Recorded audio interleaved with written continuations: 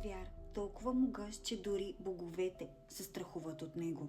Фенрир е син на Локи и великанката Анграбода. Той расте по-бързо, отколкото боговете очакват и е по-силен, отколкото могат да си позволят. 2 пъти го оковават, 2 пъти той руши веригите с лекота, като му казва, че това е начин за действане за издръжливостта на веригите. Докато чучетата не създават последната верига. Глейпнир – магическа верига, изтъкана от шума от стъпките на котка, брадата на жена и дъха на риба. След нейната направа жените нямат бради, рибите гласове, а стъпките на котките стават безшумни. Когато се предлага да действа новата верига, Фенрир настоява за условие някой да постави ръката си в устата му като знак на истинска смелост и доверие.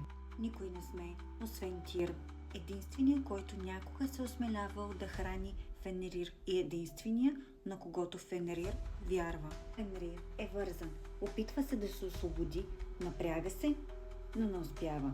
Разбира, че е измамен, затваря устата си и Тир губи ръката си. Фенрир не наранява просто някой бог, а единствения, когото е смятал за приятел. Окован и далеч от света, но не е победен. Глейпнир няма да го държи вечно. Според легендата, когато Рагнарок настъпи, той ще се освободи и ще погълне самия Один.